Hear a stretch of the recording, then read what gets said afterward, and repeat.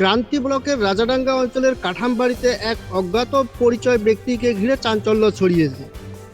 জানা যায় অজ্ঞাত পরিচয় ব্যক্তিটি প্রতিবন্ধী, হাঁটতেও পারে না, কথা বলতেও পারে না। 2-4 দিন আগে চার্জিং রিকশায় করে এসেছিল একাই, কিন্তু কোনো কারণে সেই চার্জিং গাড়িটি খারাপ হয়ে যায়। অজ্ঞাত পরিচয় ব্যক্তির গাড়িটি খারাপ হওয়ায় সে ক্রান্তি ব্লকের রাজাডাঙ্গা অঞ্চলের কাঠামবাড়ি বাজারে ঘোরাফেরা করতে থাকে।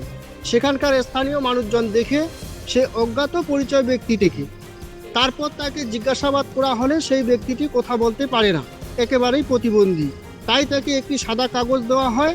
সাদা কাগজে নাম লিখতে পারলেও ঠিকানা সঠিকভাবে লিখতে পারতেছে না। আর তার লেখা হিসেবে বোঝা যাচ্ছে সেই মানুষটি হিন্দি ভাষার মানুষ। তাই দেখে কাঠামবাড়ি স্থানীয় মানুষ তাকে একটি নিরাপদ জায়গায় অর্থাৎ কাঠামবাড়ির একটি ক্লাবের মধ্যে 3-4 দিন থেকে রাখা হয়।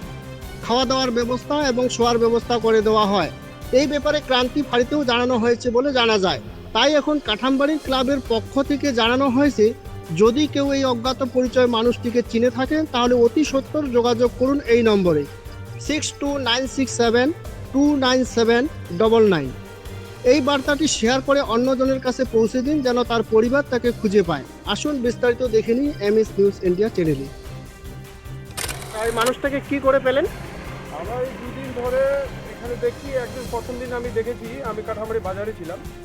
কাঠামবাড়ি বাজারে দেখলাম যে একটা লোক ওই গাড়িটাকে ঠেলে নিয়ে আসছে। তো আমি ভাবছি যে এটা কেউ বা কারা এখান থেকে বোধহয় চলে যাচ্ছে। তো একজন বসেছে গাড়িটাতে, ওই ছোট একটা গাড়িতে।